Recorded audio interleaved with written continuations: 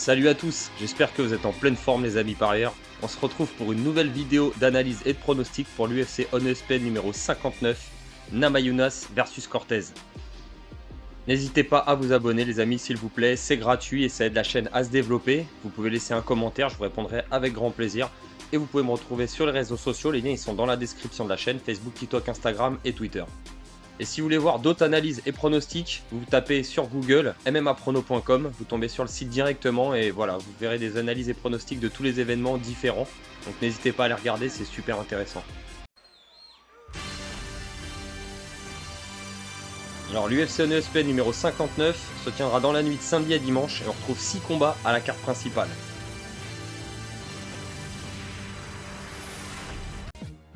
Alors on retrouve en premier combat de cette carte principale, catégorie middleweight, Abdulrazak Al-Hassan contre Cody Brundage. Alors Abdul il vient du Ghana, il a 38 ans, 12 victoires pour 6 défaites en carrière. Sur ces 12 victoires, on a 12 finishes par KO technique et aucune soumission et décision. Pour ses défaites, sur les 6 défaites, il a perdu une fois par KO, une fois par soumission et 4 fois par décision. Son dernier combat, c'est une défaite au mois d'octobre l'année dernière contre Joe Pyfer, où il s'est fait soumettre au deuxième round. Avant ça, il avait battu Claudio Ribeiro par KO au mois de janvier 2023. Et si on remonte plus en arrière, février 2022, plus de 2 ans en arrière déjà, il avait perdu par split decision contre Joaquim Buckley. Avant ça, il avait battu Alizio Di Chirico par KO. C'était au premier round en 17 secondes. Et il sortait quand même de 3 grosses défaites en 2020-2021 contre Jacob Malkoun par décision. Il a pris un KO contre Kane Williams. Et il avait perdu par décision contre Mounir Laziz. Donc compliqué hein, pour Abdul sur ses derniers combats, il y a eu quand même pas mal de défaites. Et c'est vrai qu'avant ces 3 défaites là, il avait aussi enchaîné 3 victoires, mais on remonte déjà en 2017-2018. Il avait battu Nico Price par KO. Donc ouais, c'est parcours en dents de scie hein, pour Abdulrazak Al-Hassan. Et il est opposé donc à Cody Brundage. Il est américain, il a 30 ans, 10 victoires pour 6 défaites en carrière. Sur ces 10 victoires, on a 5 victoires par KO technique, 3 soumissions, une décision. Et ces 6 défaites, il a perdu 2 fois par KO technique, 2 fois par soumission et 2 fois par décision. Son dernier combat, c'est une défaite contre Bonical à l'UFC 300, où il s'est fait soumettre au deuxième round. Il avait bien résisté d'ailleurs, Cody Brundage. Je me souviens contre Bonical, il n'avait pas facilité les choses à Nika. Le final au sol, il avait quand même montré une belle défense de lutte jusqu'à finir par craquer au deuxième round. Avant ça, il avait, avant cette défaite contre Nikal, il avait battu au mois de décembre l'année dernière Zachary Riz par KO. C'était au premier round. Et avant ça, il avait battu Jacob Malkoun. Mais c'était par disqualification à cause d'un coup interdit. Donc il avait perdu au final. Et si on remonte en arrière, il avait 3 défaites d'affilée entre 2022 et 2023. Il avait perdu contre Michal Olek, il avait perdu contre Rodolfo Vieira et contre Sedikes Doumas. Donc compliqué hein, pour Cody Brundage, 2 victoires sur ses 3 derniers combats et une par disqualification. Donc c'est vrai que c'est pas terrible le parcours des 2 combattants. On va aller regarder les cotes. Alors on retrouve favori Abdul avec une cote à 1,61 et une cote à 2,20 pour Cody Brundage. Combat je pense où ça va se passer principalement en striking, hein. Abdul 12 victoires, 12 KO.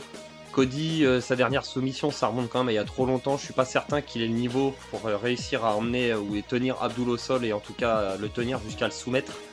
Je pense qu'il n'aura pas le choix de striker avec Abdul et je vois plutôt une victoire de Al-Hassan. Donc je vous conseille de choisir Abdulrazak Al-Hassan les amis, je pense que c'est le choix le moins risqué. On retrouve en deuxième combat, catégorie featherweight, Julian Erosa contre Christian Rodriguez. Alors Erosa, il est américain, il a 34 ans, 29 victoires pour 11 défaites en carrière. Sur les 29 victoires, on a 11 finishes par KO technique, 13 soumissions et 5 décisions. Pour ces 11 défaites, il a été fini 7 fois par KO technique, aucune fois par soumission et 4 décisions. Son dernier combat, c'est une victoire par soumission au premier round contre le Brésilien Ricardo Ramos au mois de mars 2024. Avant ça, il était quand même sur 2 défaites. Depuis décembre 2022 et avril 2023, il avait perdu contre Fernando Padilla et contre Alex Caceres, où il avait été battu par KO technique les 2 fois au premier round.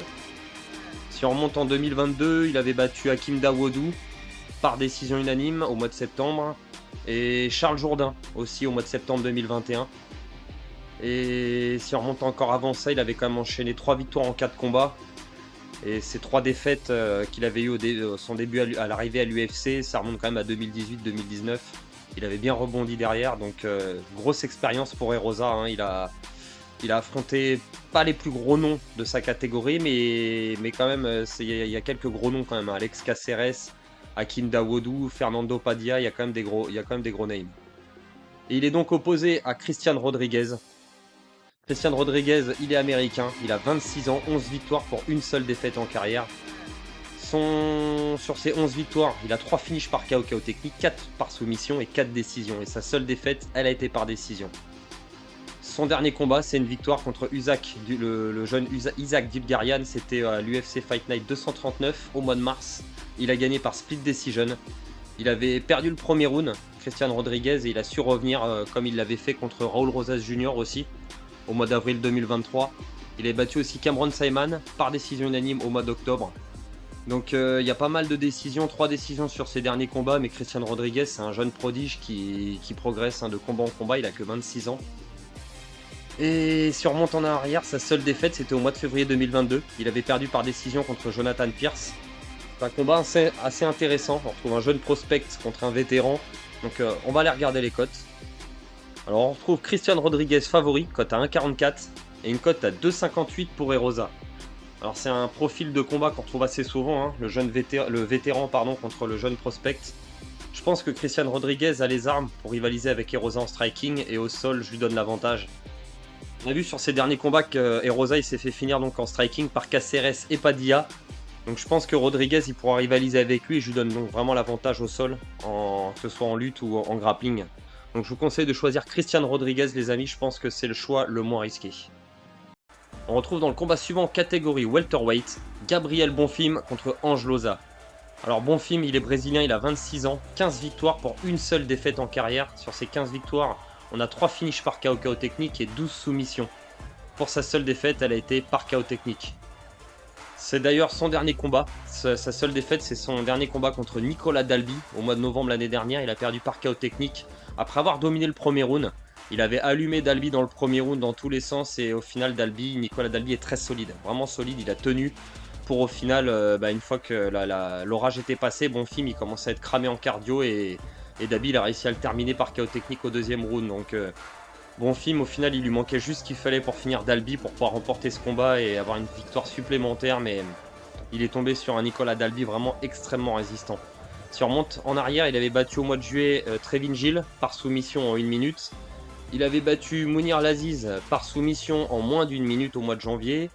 Il avait battu ensuite, c'était Trey Waters, c'était au Dana White Contender au mois de septembre en 2022 par soumission au premier round. Donc pour l'instant, il n'y a que des finishes. Hein. De toute façon, il n'y a pas de victoire par décision pour Bonfim. Il est donc opposé à Ange Loza. Ange Loza, il vient du Congo et il a 31 ans. 10 victoires pour seulement 3 défaites en carrière.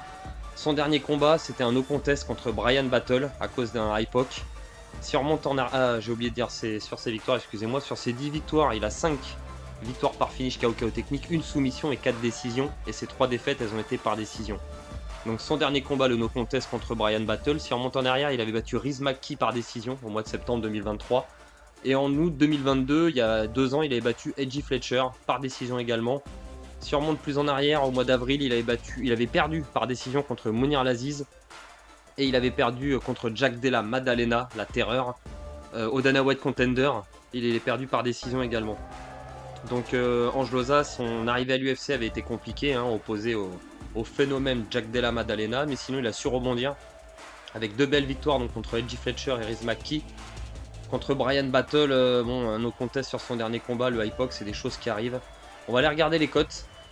Alors on retrouve Gabriel Bonfim, énorme favori, petite cote à 1,19 et une énorme cote à 4,20 pour Ange Loza. Sincèrement, ça peut donner envie de tenter une grosse cote comme ça, mais j'ai du mal à voir un chemin pour la victoire pour Loza. Dalby, il avait su trouver la victoire contre Bonfim parce qu'il est solide, mais c'est pas le cas de Loza. Je suis pas certain qu'il passe le premier round face à Bonfim, qui va immédiatement chercher à l'emmener au sol pour aller chercher une soumission. Ça me paraît quand même difficile, hein. Même s'il a perdu qu'une seule fois par soumission, Loza, il n'a pas rencontré d'adversaire aussi doué que Bonfim au sol. Donc ça me paraît difficile, hein. La cote à 4,20, je pense qu'elle est trop risquée. Et je vous conseille de rester sur la cote à 1,19. Alors bien sûr, une cote à 1,19 c'est beaucoup trop bas, ça ne sert absolument à rien sur un pari simple, mais ça pourrait être bien dans un combiné de 2 ou 3 pour faire grimper la cote totale. On retrouve ensuite catégorie lightweight, Drew Dober contre Jean Silva. Alors Drew Dober, il est américain, il a 35 ans, il a 27 victoires pour 13 défaites. Sur ces 27 victoires, on a 14 finishes par KO technique, 6 soumissions et 7 décisions. Sur ces 13 défaites, il a été fini seulement 2 fois par KO technique, 4 fois par soumission et 7 décisions. Son dernier combat, c'est une défaite par décision contre Renato Carneiro. C'était au mois de février de cette année, en 2024, et il a perdu en se faisant amener au sol. Beaucoup de fois, le grappling a été compliqué pour Dober face à Carneiro. Il a dominé les phases de striking, mais dès que ça partait au sol, ça devenait compliqué pour lui. Il a perdu le combat par décision unanime. Si on remonte en arrière, il avait battu Ricky Glenn par KO technique au premier round au mois d'octobre 2023. Et en mai 2023, il avait perdu par KO technique contre Matt Frevola. Si on remonte plus en arrière, il avait mis KO Bobby Green dans un duel de striker au mois de décembre 2022. Et avant ça, il avait battu Rafael Alves et Terence McKinney par KO et KO technique également. Donc, ah oui, si on remonte en arrière, il avait aussi affronté Islam Makhachev au mois de mars 2021. Et si on remonte un peu plus en arrière, il avait battu par KO technique Alexander Hernandez au mois de mai 2020. Il est vraiment très actif, hein, Drew Dober. Il a beaucoup combattu sur les 3-4 dernières années. Donc, il est opposé au Brésilien Jean Silva. Jean Silva, il a 27 ans, 13 victoires pour 2 défaites en carrière. Sur ces 13 victoires, on a 10 finishes par KO technique, 2 soumissions et une seule décision. Et ces 2 défaites, elles ont été par décision. Depuis qu'il est arrivé à l'UFC, il est sur une série donc de 2 victoires, 3 si on compte le combat au Dana White Contender. Il a battu par KO Charles Jourdain, c'était au mois de juin à l'UFC 303. On va donc avoir un duel de strikers. Je pense pas qu'il y en ait un des deux qui cherche le sol, ça va striker, c'est certain. On va avoir sûrement un finish par KO. Et Drew Dober, il a beaucoup d'expérience. Il est difficile à finir, surtout quand on strike. Jean Silva, donc on retrouve encore le profil du jeune prospect contre un ancien vétéran. On va voir s'il a l'expérience suffisante pour aller chercher Drew Dober en striking. On va aller regarder les cotes. Alors on retrouve une cote à 1,90 pour Drew Dober et une cote à 1,80 pour Jean Silva. Donc c'est lui qui est favori très légèrement. Donc c'est très serré, hein. Les cotes sont super rapprochées. Et sincèrement, c'est un choix difficile à faire. J'ai quand même envie de tenter, je pense, Drew Dober pour l'expérience. Parce qu'il est pas non plus le menton de verre, il encaisse bien. Et quand on rentre dans la guerre avec lui, ça peut vite devenir compliqué. Même si Jean Silva, il s'est montré vraiment impressionnant sur Charles Jourdain à son dernier combat. J'ai quand même envie de tenter le vétéran sur celui-ci. C'est un peu risqué, mais je vais tenter la cote du coup de Drew Dober. Donc je vous conseille de choisir Drew Dober, les amis. Et on retrouve en co-main event catégorie welterweight Santiago Ponzinibbio contre Muslim Salikov. Alors Ponzinibbio, il est argentin, il a 37 ans, 29 victoires pour 7 défaites en carrière. Sur ces 29 victoires, on a 16 finishes par KO technique, 6 soumissions et 7 décisions. Pour ces 7 défaites, il a perdu 4 fois par KO technique et 3 fois par décision. Son dernier combat, il a perdu par KO contre Kevin Holland, c'était au mois d'avril 2023. Avant ça, il avait battu par KO technique Alex Morono au mois de décembre 2022. Et si on remonte un peu plus en arrière, au mois de mai 2022, il avait perdu par split decision contre Michel Pereira. Alors c'est assez rare, mais Pereira, il finit quasiment tous ses adversaires, donc on voit que Santiago Ponzinibbio est quand même assez solide. Il avait perdu contre Geoff Neal par split decision au mois de décembre 2021. Et il avait battu Miguel Baeza, c'était au mois de juillet 2021, avant de perdre juste avant contre Li Jingliang par KO. Il avait pris un lourd KO contre Li Jingliang, c'était donc au mois de janvier 2021. Il avait quand même battu le vétéran Neil Manny par KO. Mike Perry par décision en 2017, alors on remonte un peu loin. Gunnar Nelson, Nordin Taleb quand même en 2017. Il avait vraiment enchaîné de superbes victoires avant de prendre ce gros KO donc, contre Li Jingliang. Donc il a vraiment affronté du beau monde, hein, Santiago Ponzinibbio, il a beaucoup d'expérience. Il est opposé donc à Muslim Salikov, le russe, qui a déjà 40 ans, 19 victoires pour 5 défaites en carrière. Sur ces 19 victoires, il y a 13 victoires par KO technique et seulement 2 soumissions et 4 décisions. Pour ces 5 défaites, il s'est fait finir 2 fois par KO technique, 2 soumissions et 1 décision. Il est sur 2 défaites, Muslim Salikov, sur ses 2 derniers combats. Il a perdu au mois de février 2024 par KO contre Randy Brown, où il s'était fait sécher dès le premier round. Il avait perdu par décision contre le solide Nicolas Dalby. C'était au mois de juin l'année dernière. Si on on cherche sa dernière victoire, elle remonte quand même à novembre 2022, où il avait battu André Fiallo par KO technique. Et si on remonte en juillet 2022, il y a 2 ans, il avait perdu par KO technique également contre Li Jingliang. Donc compliqué sur les 4 derniers combats, une seule victoire pour Salikov. A déjà 40 ans, c'est difficile, hein. Si on remonte plus en arrière, en 2021 ou 2020, il avait aussi battu Eliseu Zaleski dos Santos ou Nordin Taleb, le français. Donc ouais, il avait quand même fait une belle série de victoires, un peu comme Santiago Ponzinibbio, mais depuis, bah, 2 défaites, hein, et ça remonte quand même à novembre 2022, sa dernière victoire, et surtout la seule en 3 sur ses 3 derniers combats. Il s'est fait finir 2 fois. Contre Randy Brand, dans son dernier combat, il a été complètement inexistant, Muslim Salikov. Ça me paraît difficile contre Ponzinibbio. On va regarder les cotes. On retrouve Santiago Ponzinibbio favori, avec une cote à 1,44 et une grosse cote à 2,58 pour Muslim Salikov. Alors c'est encore un combat compliqué, là on a 2 vétérans face à face. Les deux, ils ont beaucoup de KO à leur actif, hein, ils aiment le striking, mais ils ont tous les deux perdu 3 défaites. Ils ont 3 défaites sur leurs 4 derniers combats avec une seule victoire, c'est vraiment assez maigre. Et je pense quand même partir plus sur Santiago Ponzinibbio. Il est plus grand et les deux, je pense qu'ils vont commencer à striker. Je vois pas Muslim Salikov chercher le sol immédiatement. Et avec ce qui lui arrivait dans son dernier combat contre Randy Brand, ça me paraît compliqué pour Salikov. A déjà 40 ans aujourd'hui, avec tous les KO qu'il a pris sur ses derniers combats, non, j'ai du mal à y croire. Alors c'est un combat encore une fois difficile, ça pourrait partir d'un côté comme de l'autre, hein, les deux c'est des vétérans, mais je pense qu'il vaut mieux choisir Santiago Ponzinibbio, ça reste quand même le choix le moins risqué. Et la cote à 1,44 n'est pas énorme, mais dans les combinés les amis, hein, comme d'habitude. Et on retrouve en main event, catégorie flyweight, Rose Namajunas contre Tracy Cortez. Alors ça aurait dû être normalement Namajunas contre Barber, mais le combat a été annulé et Tracy Cortez a pris le combat en short notice. Alors Rose Namajunas, elle est américaine, elle a 32 ans, 12 victoires pour 6 défaites en carrière. Sur ces 12 victoires, il y a 2 finishes par KO technique, 5 soumissions et 5 décisions. Pour ces 6 défaites, elle a perdu une fois par TKO, une fois par soumission et 4 décisions. Son dernier combat, c'est une victoire par décision unanime contre Amanda Ribas. C'était au mois de mars 2024. Avant ça, elle avait perdu contre la française Manon Fiorot au mois de septembre l'année dernière à l'UFC Paris. Elle s'était fait dominer sur l'ensemble du combat en striking. Avant ça, elle avait perdu par split decision sa ceinture de championne contre Carla Esparza, où elle avait été complètement fantomatique dans ce combat, Rose Namajunas. Et en 2021, c'est 2 belles victoires contre Weili Zhang, où elle est devenue championne en battant la chinoise par KO et où elle a confirmé par split decision au mois de novembre 2021. Avant ça, elle avait battu par split decision Jessica Andrade pour prendre sa revanche, après le gros KO sur le slam qu'elle avait subi en 2019 quand elle avait perdu la première fois sa ceinture. Donc elle a affronté que le top de la catégorie. Rose Namajunas pour l'instant, c'est juste qu'elle a changé de catégorie depuis qu'elle a perdu son titre contre Weili Zhang. Et ça a été compliqué aussi contre Manon Fiorot, mais elle a bien rebondi contre Amanda Ribas lors de son dernier combat. Elle est donc opposée à la jeune Tracy Cortez. L'américaine, elle a 30 ans, 11 victoires pour une seule défaite en carrière. Sur ces 11 victoires, on a un finish par KO technique, une par soumission et 9 décisions. Pour sa seule défaite, elle a été par soumission.